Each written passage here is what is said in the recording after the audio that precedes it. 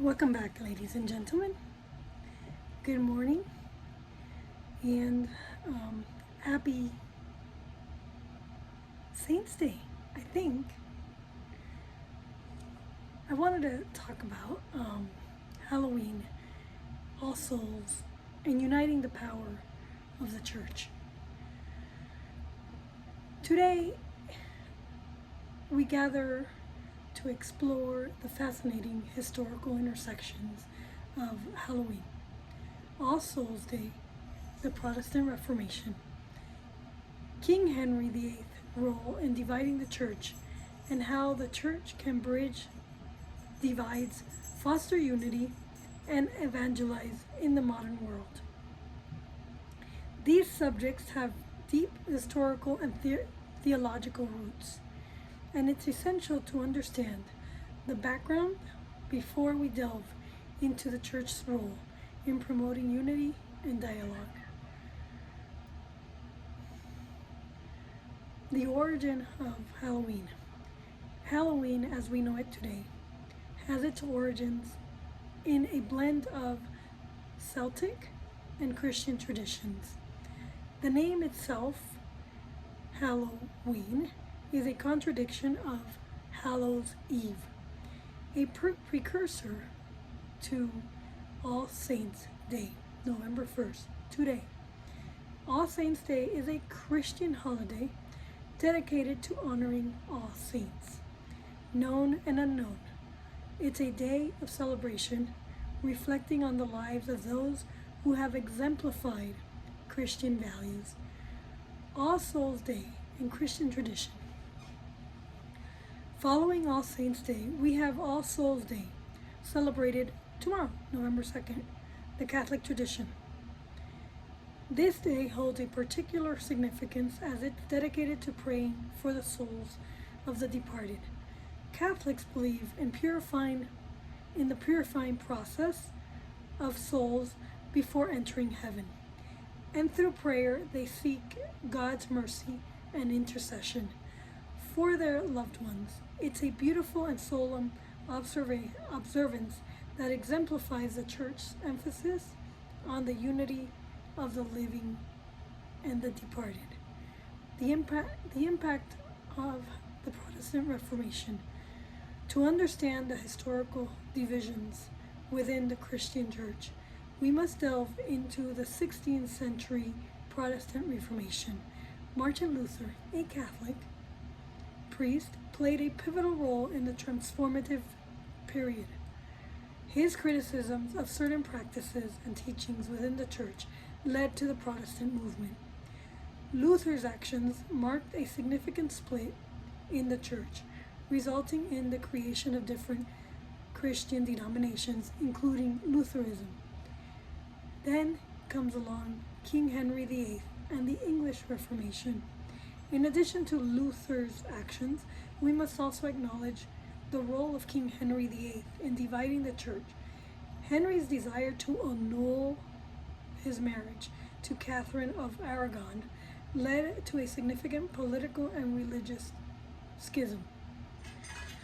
The English Reformation saw the establishment of the Church of England,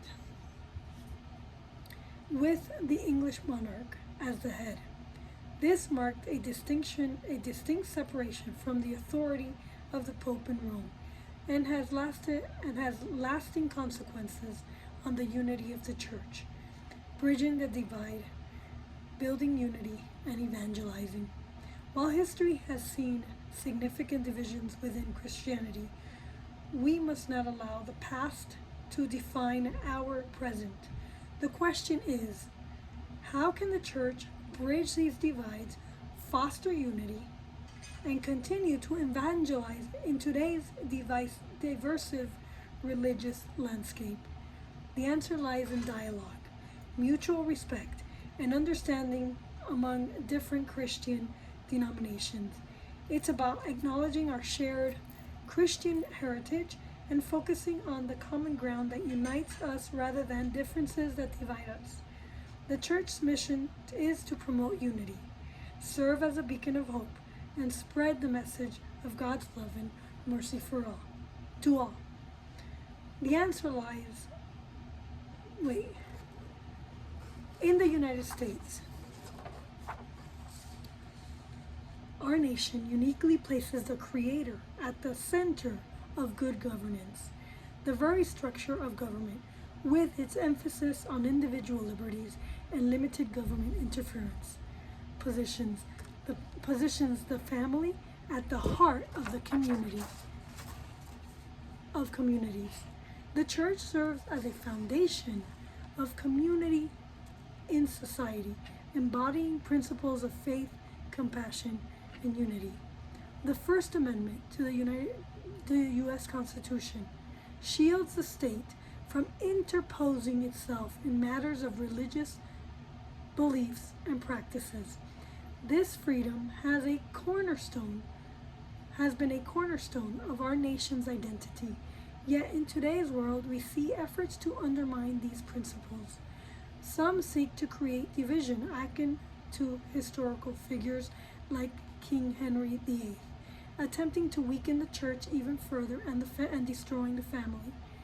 There are attempts to supplant the church's role as a foundation of community with alternative ideologies, potentially leading our young people towards a future devoid of faith, embracing a dark and atheistic path. It is in this challenging landscape that the church in America can be a beacon of hope. By upholding its traditional values and fostering unity among different denominations, it can counter divisive forces and promote a brighter, more inclusive future. The church's mission of spreading a message of God's love and mercy remains a vital force for good, guiding our nation towards a path of unity, compassion, and faith. In closing, as we reflect on the historical connections between Halloween, All Souls Day, and the Protestant Reformation, and the divisions brought about by figures like King Henry VIII, let us remember that the church's role is not just to be a source of division, but a source of unity. Our faith calls us to reach across denominational lines, build bridges, and share the message of Christ's love with the world. We are united not only by our history, but by the common threads of faith, love, and hope.